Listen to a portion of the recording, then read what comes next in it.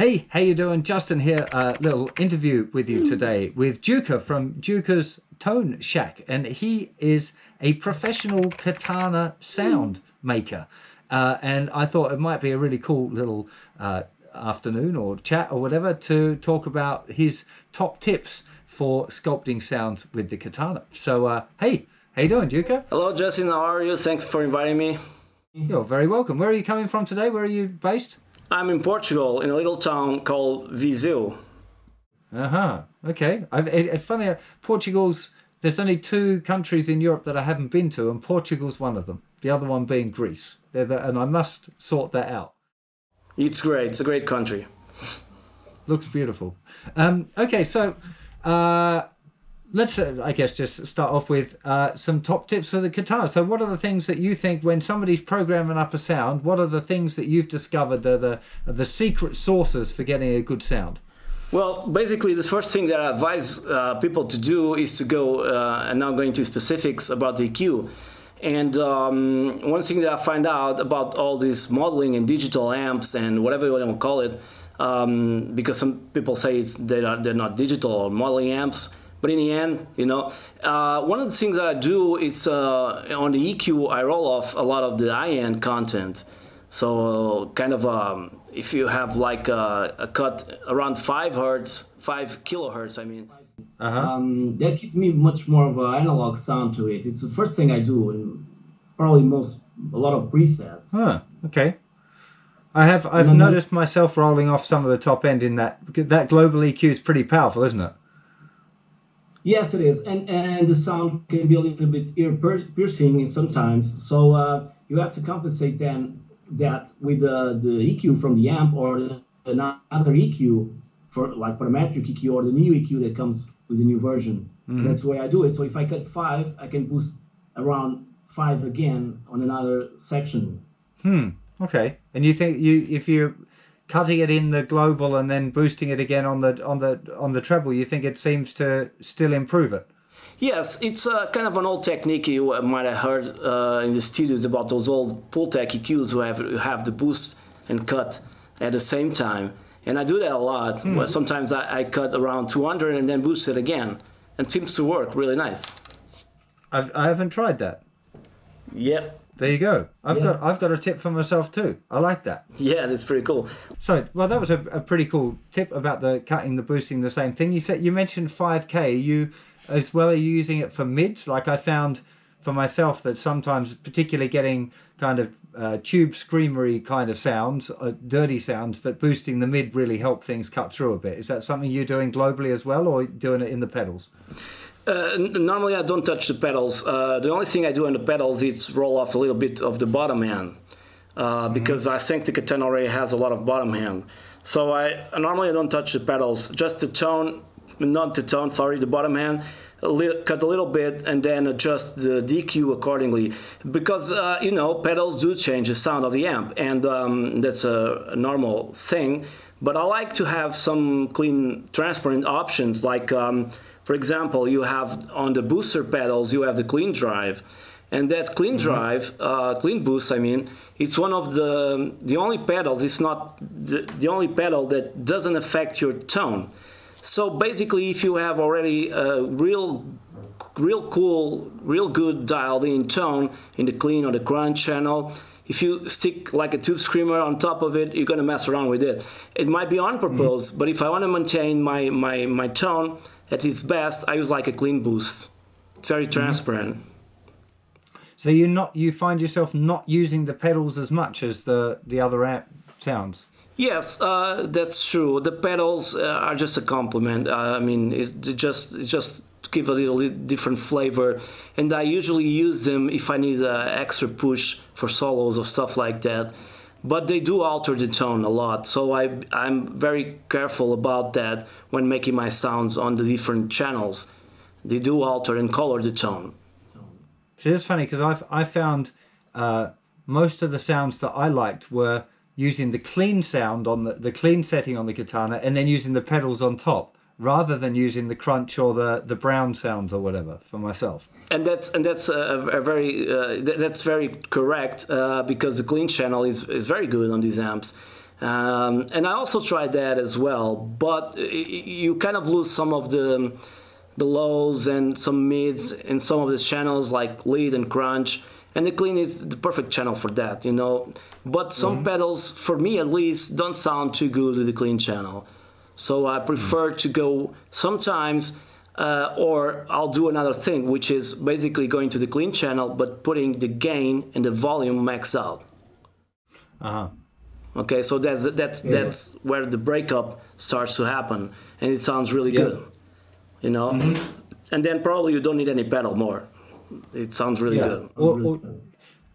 Do you also use the other one that I quite like was the crunch sound, but with the gain right down. So like the crunch sound as clean as it could be, and then adding a pedal on that as well. That seemed to be almost like that, using a regular amplifier without much crunch, and then just feeding it with a pedal to kind of push it a little bit harder. Yes, I do. I think these kind of channels, and some guys don't realize that you have the gain control, right? And sometimes they sound really cool if the gain is totally off, and just you know, sculpt the sound with the volume knob and the rest of the EQ, because the amp kind of behaves like a tube amp, in my opinion. I had many tube amps, from Marshall to Fender to Vox, and I've sold them all because at the time I was not using them at all, and I embraced technology, especially like stuff like Amplitude and Scuffman amps, and it's one of my one of the best ones for me at least. And then the Katana came out, and that was the perfect in between solution, you know. To feel like a tube amp, and it's not a tube amp. Because tube amps can be costly and hard to maintain, and although they sound great, I'm not telling they do not sound great, I think you can achieve the same kind of, nowadays especially, same kind of tone and sound with a regular Katana. And I put side by side, and that's the cool thing, some very expensive amps in very specific settings. I almost can match them sometimes. You know, I don't. It's not so sort of a linear thing, but it will do. You know, and in an album, 99% of the people don't know what's going on, what's there or not. So the Katana will do perfectly in any mix. At least for me, I can get any type of sound from jazz to pop to rock to heavy metal. I can do it. That's the way I feel about it. No, it's I think it's an incredible amplifier. I think for me maybe that there's another step up in the valve thing to do with, I think for me it's like the touch sensitivity aspect of it, I guess, that the valve amp, particularly a highly driven valve, not like distortion but a loud valve amp, you can get this thing where you can play really softly and then play really hard, and you can get that real dynamic range. That maybe that's the one thing that I find that maybe is better about a valve amp. But that's not to take it away from the Katana, because I think particularly bang for buck, I don't think that there's a better amplifier ever for me. That's true, and I totally agree with you. I've tested out other amps like the Marshall Code and other stuff from other brands I can recall right now, and the Katana stands out. About that sensitivity that you're talking about, that's true, but one of the things that really took a lot of my time was to, when I had like a Marshall tube amp, it would took me about like 2 hours, at least for me, for the amp to really warm up, and then you have that great sound. Now, in the perfect world where you can crank the amp without disturbing the neighbors or stuff, or if you have a home far away from the city, that will do. But I live in a flat or apartment, and I cannot do that. So I think the Katana retains a lot of that flexibility, a lot of that detail at low volumes, and even at 0.5 watts, it works very well and sounds very cool. Yeah. Okay. Absolutely. I totally agree. That's I think it's the amp that I recommend the most for people that are getting into guitar. You know, that's the best one. Even mid-range amplifiers. You know, somebody a semi-pro guitar player who might do a gig or two it's going to work great. I've just Yeah, and that's the flexibility, because I'm thinking about the Fender I had, a Fender, I can't recall the name now, Fender tube amp, and okay, it was great, but it was great at just one thing, I was really not fancy about the distortion of the amp. I didn't really like it. the blues, but you it talk took about the Blues Junior. yeah, and it took pedals really well, but I had to have a bunch of pedals, and then the clean channel was awesome. I can say nothing bad about that, but it's just one sound, and then I had to go to my Marshall to get the Marshall sound, and and I realized that with the Katana, flexibility is a one important key. Nowadays you just pack your small Katana or even small stomp boxes or small pedal boards into your bag and go direct into the PA and have the sound that you want. And Which Katana do you use? I have the 50 or the 100 or 100. the I have the 100, the 115, 112, and it's really flexible to that point. And I firmly believe, and many people will disagree with me, that tone is very subjective, but for most times, I think tone is in your hands, actually, more than the amp itself. Yeah. Because you can have I've seen a lot of players play with top-end amps, and the sound was not there, something like that, Yeah. And the other way. And the I've other heard way great around. guitar players play with rubbish gear and it still sounds fine. It does, too, so. yeah, that's the true statement. I actually think it's that particular aspect of it. It's slightly off the Katana thing, but I think it's more to do with how you react to the sound that comes out of the amplifier. Like if you're an experienced guitar player, you can play to find the sound within what's given to you, like how hard you play, how soft you play, the way you interact with the sound. So it's not so much that you play the same, is that if you're experienced, you would play differently depending on the amp that you've been given. I think that's totally that's true. my take on it anyway. That's how I think That's it a works. true statement. I totally agree with you. Experienced guitar players, they do have the tendency. Some guys are very tube amp. I don't want to call it snob, but they just want to know that there's a tube in there, and sometimes I can shoot a video or make some sound, and if you go do a blind test, I think it's impossible to tell if it's a tube amp or not, depending on the way you play, on the way you pick. All that stuff is very important from an experienced guitar player. Yeah, That's true. That's true. yeah. I think that's. I mean, I am a tube amp snob. I got to say, and I've been really into amps for quite a long time and trying out different ones and different sounds and tone and things. But I think that the thing that really swung me around was the Kemper. When I first heard the Kemper Profiler, and I couldn't tell the difference between my own amp and the Kemper profile of my amp. I just was like, wow, technology has come this far. But that kind of opened the doorway for me to being more open to other stuff as well, other technology. I just realised that it's really come very far since like the kidney bean shaped pod, which was pretty good. It was a good attempt, but it wasn't really there yet. It wasn't there, quite there, yeah. And Line 6 has changed a lot since that. But it's true. The Kemper profiling amp, I've seen a lot of videos, even from Rob Chapman in his channel, where they have a lot of amps and even the profiler, I think.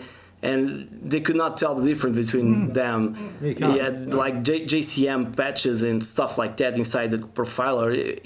We are nowadays the technology is so advanced that for the most part, even experienced guitar players will have some trouble telling the difference. Yeah, I think that there's experienced guitar players that won't tell the difference. Not that they have trouble, that they can't. It's true. That's strong. So, other Katana tips then. So, what other things? What other little tips and tricks can you give the viewers today about? Well, there's when I start my presets, I always start. This is a given fact. I always start with everything at noon, like on the amp. maybe except for the gain and volume, okay? But everything is at noon and no effects at all, nothing. And I start making my sound with a regular EQ. But I don't touch it too much. Like the bass, middle, and treble just stays where they are, a little bit more, a little bit less.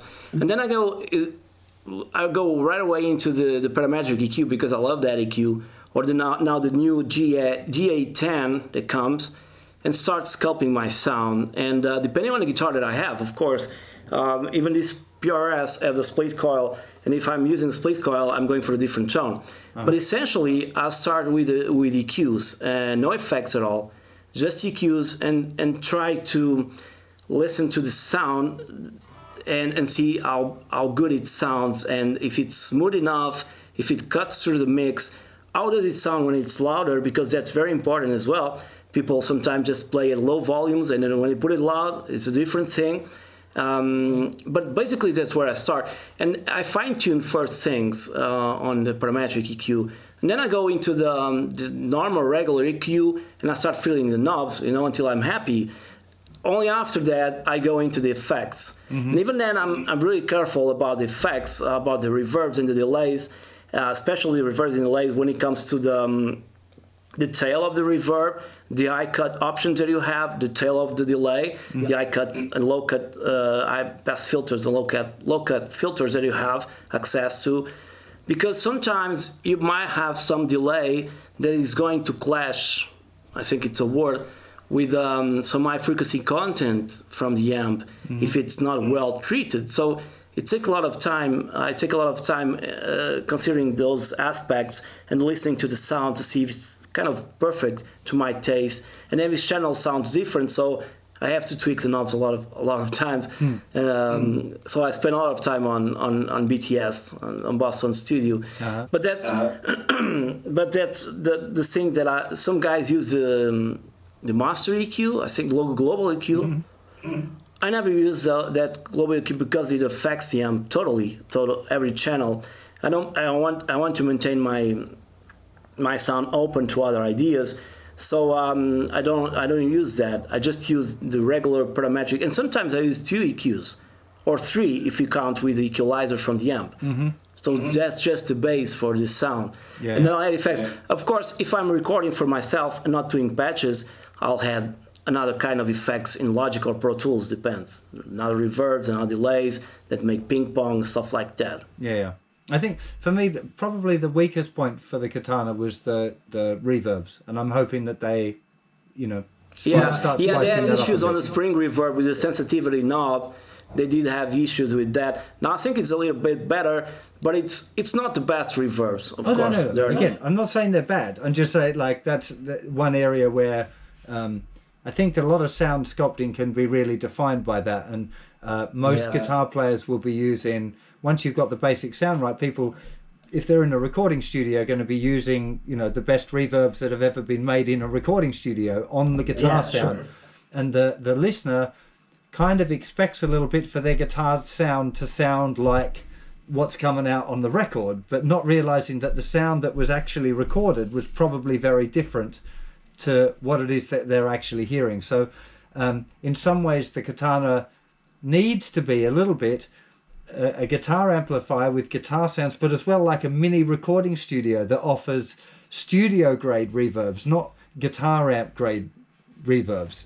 So I totally agree, and that's something that they should address in future releases of the BTS. And this one has that expression thing where you can assign different parameters, but I think it's a little bit confusing. It's not very straightforward. When you look at that panel, it can be a little bit scary at first because you have so many options, but I think it's a good thing.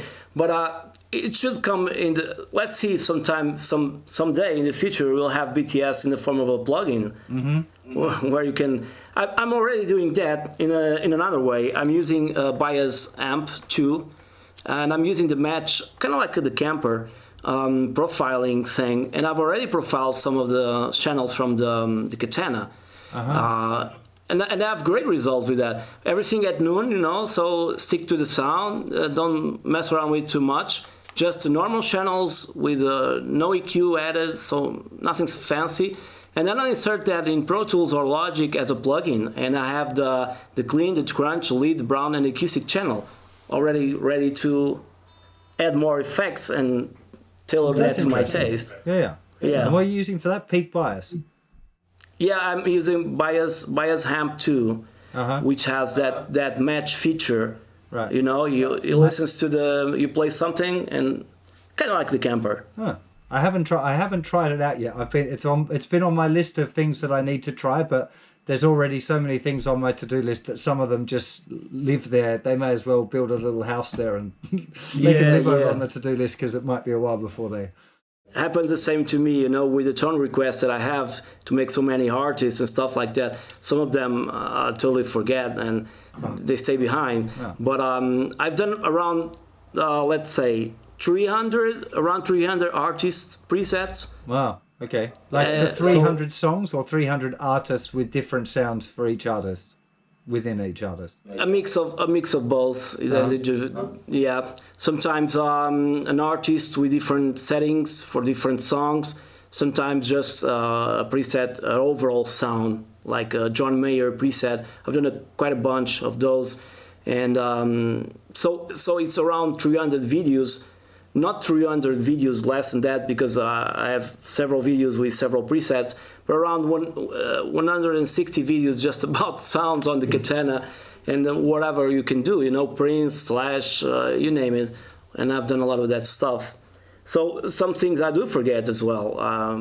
They say on another list, there's a lot, but Bias Amp has that feature, and it's really great because then you can compare. I'm recording with the same microphone, a little bit off axis right now on my Katana, and then I listen to the actual sound from the Katana and the sound from Bias Amp, and they're basically the same.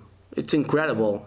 Wow. It's just a piece of software that's recording, listening to the Katana. Yeah. And then it does that little magic where I don't know what's happening inside. Yeah. But after that, it loads up the plugin with everything that with the sound from the Katana. But you're dealing with a plugin that simulates tubes. So you have power amp section, preamp section, bias.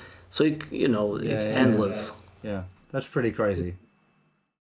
Wow. Scary too. So, just to recap there, you said, so when you're doing a preset, you start with the knobs at noon, and then Yes. you said you don't touch the master EQ, so you're talking about using the parametric EQ in the effects section, Yes. and the knobs as well. But do you have one that you do first or second? Which way do you think about it, or it's just experimenting? At the beginning, it was just experimenting. Nowadays, I have some clues. And one thing I should mention is when I have like a specific amp, like a Marshall JTM or something like that, and I have a clip of that amp, I load it up into Logic or Pro Tools. It depends. Nowadays, most of the time into Logic, and I use two things: my ears, of course, they're very important, and also some digital EQ, so I can look at the frequencies that the amp is doing. And then I try to match, but you don't have always the same results because it's impossible. If it says on the EQ from the amp it's cut around 200, and if you do the same on the Katana, it won't sound the same. So it's just a guide, I have just like a guide, and then I do, like you said, start sculpting the sound on the EQ and with the help from my ears, try to match exactly the same sound the artist is playing, and until now I've had great results, I believe. Do you, when I'm hearing sounds often on a record, a lot of the bottom end is cut off the sound because if you're in a recording studio and you're doing a mix, you don't want the guitar to get in the way of the bass and the drums, so you normally like, I don't know, 100 hertz or 200, and you've got a high pass filter on it that gets rid of all of the low frequencies. Yes. One of the debates for me when I'm making patches like that is to whether to keep it in or not, because if you take it away and they're playing by themselves, it sounds really thin and weak because all of the bass and the drums that were holding up that frequency band, they're not there. Yeah. So what do you do for your patches? Do you cut it or keep it? I cut it because I believe that there's no problem. I cut around 60 to 50%. 60 to 50 hertz, because I think the Katana has, like I've mentioned before, has a lot of low end. So you're just cutting rumble and muddiness. It won't affect the tone. You'll still have plenty of bass, and you always can compensate that on EQ as well. Yep. Yes, I do that as a mixing engineer. I cut all that stuff because you don't need it most of the times on the guitars. You're just fighting up with the bass or the drums or whatever. Yeah, but that's it. Are you working doing mix engineering then as well? Because we didn't get there. So what are you just doing guitar patches, or are you working in a studio? Or what's your gig? I'm working in my studio at my place, and I have a few clients here from my town and a few clients from outside, and they ask me based on whatever the things I have done, and they ask me sometimes to mix their albums. I've just mixed an album or record. I just mixed an album from a friend of mine, acoustic album, totally acoustic, just a guitar and a voice and a vocal, and that was it. Sometimes I have bands that ask me to record everything from drums, bass, and stuff like that. And if I can learn to record drums, which I can here, I'll take my sound card, my bigger sound card with more inputs, and I go to their places and I record the other drums. Then I come here and mix them, you know. When it comes to guitar sounds, most of the times, sometimes I use amp teams, and they do sound great, and they do a fantastic job. And other times I use the Katana. Not a very high volume, because I've realized that you don't have to be very high in volume to get a great tone. Okay. Yeah, I think. I know that's a bit of a. Well, it's one of those ones that, like on a valve amp, I think it makes a difference. Yes. But on a Katana, it doesn't make so much of a difference. So on a valve amp, it needs to be cooking and yes. hot. And if you have a loud amp and play softer, it's a very different thing. Anyway, yeah. I'm trying to argue with you. I think you probably agree, actually. But, you know, it's just totally. No worries. Different thing. Anyway, so are you recording with a quieter amp, the Katana? Yes. And that's it. I have some bands that ask me for help mixing or recording their songs, and that's also one of the things that I do. And another thing that I do is I have some online students that I also teach guitar. That's cool. Yeah. Okay, let's go for one more Katana tip. One more? Oh, yeah. Actually, let's do possibly two more. Do you run your master on full and then adjust the volume with the volume, or you turn the master down? No, the master is around 3. I mean, like if it's from a clock, it's like 9 o'clock. 9 o'clock? 9 o'clock? Yeah, 9 o'clock. It's like this, right? Yeah. So it's not too loud. I guess it's not too loud. I don't record or play too loud.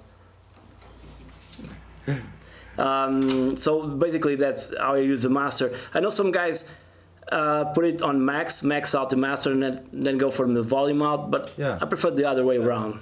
That's interesting, because I convinced myself that I could hear it as sounding slightly better when the master volume was up full and the volume was down. Like literally just going like this, I could hear that there was some other stuff going on. Yeah, I didn't realize. I didn't saw any difference, so I prefer to do it like that. Yeah. No, it makes sense that the master volume is the master volume of the total volume the rest of whatever sounds. Yeah, the rest might already be cooking, like the gain and the volume. Yeah, cool. I have 3 minutes. I have, just so that you know, 3 minutes, and the battery is dying. Okay. Right. Okay. Yeah. Well, let's. Well, have you got one last quick tip? Well, most of the times when I do my patches, and this regards volume as well, I use a low volume, a master volume. I prefer to listen to sounds very softly and very low first, and then I'll increase as I go to see how it affects the sound. Because the Katana, it's one of the things that I've noticed. It's not very linear when you increase the master volume. Some things that you have very, very specific to the tone on the current channel or stuff like that will get lost, especially if you're just alone in your room. in a band or a mixing situation is different. But if you just on and go crank the master, you might start losing some of the effects. So you have to compensate with other areas. And I always point out to the EQ. Now in a band rehearsal situation, it really cuts through, and it sounds awesome. I've tried it out many times, and the guy just asked me, what you have using? What's your tube amp? It's not a tube amp, man. It's just a Katana, and that's it. And the sound is amazing. Really cool. Cool. Okay. So where do people find more of your stuff? What's your YouTube channel called? Okay, my YouTube channel is Juca Nery. Okay. Because it's my first name, Jukka, and then Nery, Naery. Yeah. Y, right? And on my on Facebook, Jukka Soundcheck, and also on my website, which is jucaneryguitartuition.com. Okay. Cool. So, well, they'll see a bunch of stuff, articles, exactly. A lot of stuff that I'm and writing. you've got a load of free patches as well for people as well. Yes, I do. Right? A lot of promotions, a lot of great stuff for free. Yeah. Cool. That's awesome, dude. Well, thanks for taking the time to have a chat with me. And thanks for having me, mate. I will catch up with you for some beers sometime in London or around the world. I hope so. I'm going there this year. Awesome. Well, we'll figure out catching up for a pint. Okay, mate. That's great. Okay. Cheers. Cheers.